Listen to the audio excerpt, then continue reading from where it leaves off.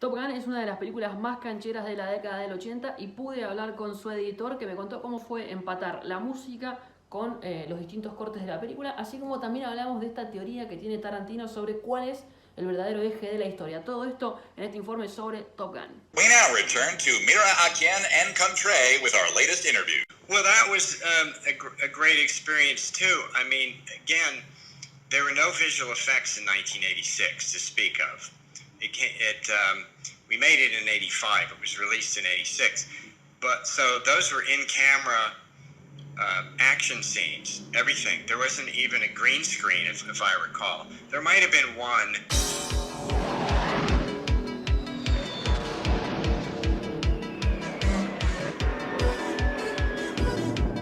It was a movie shot in stages. We first did what we called the ground story, which was the story, really, which was everything that was on the ground. And Tony, normally he's a commercial director, so this was his first feature in the U.S. And he normally had a lot of cameras to work with, but he only had one because of the budget. It wasn't a big budget movie at all. It may look like it, but Yeah. it wasn't. And actually, the Navy gave us those planes for free.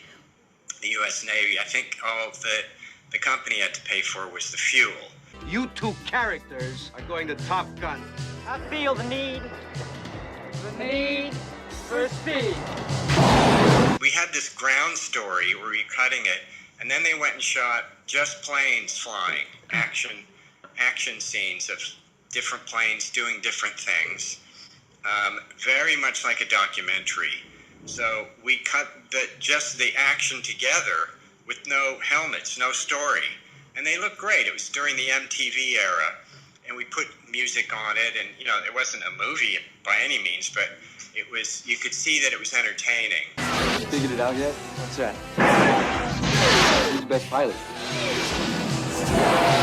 No, I think I can figure that one out on my own. And then finally, at the end, they went and did the pilots with their helmets on a gimbal in Burbank. It was never up in the air. It was never. So they went and shot different actors, all the principals moving, and the light was great. Tony was great with light and the action, and they were banging around. But there was no dialogue because they had the visors on, thankfully. So it went through a phase where we pretty much were writing and rewriting in the cutting room with the help of the Navy and the writer and Don Simpson, Jerry Bruckheimer, and Tony. So it was the editing room was very central to the making of that movie, and it developed over the course of a long time to what it was.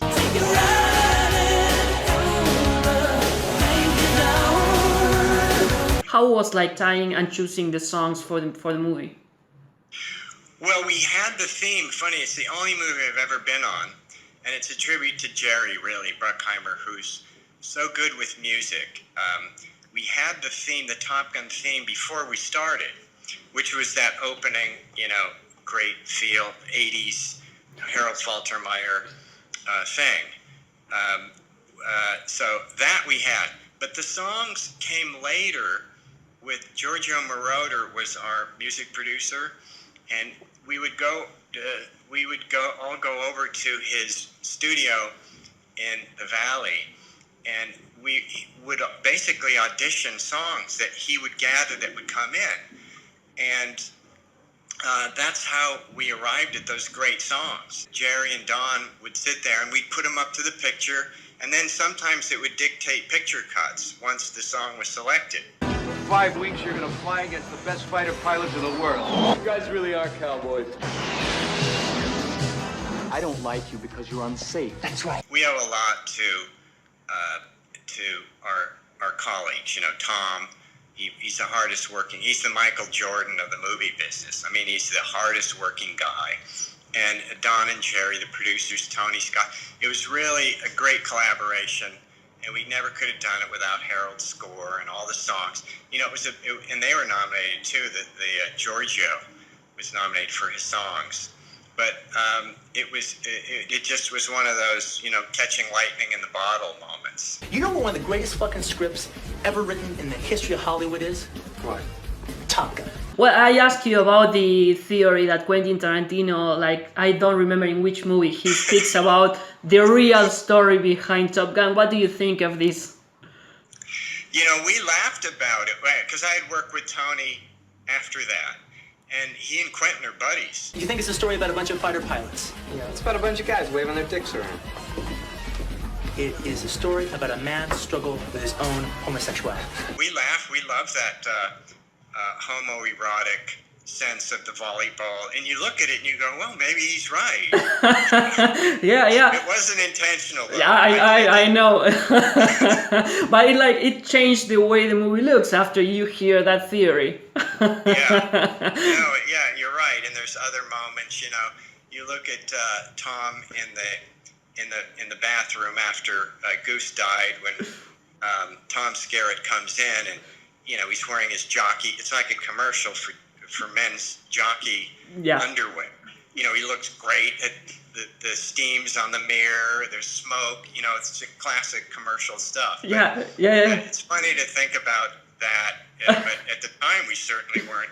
That wasn't in our minds. Yeah, I know. Let's go! Okay, I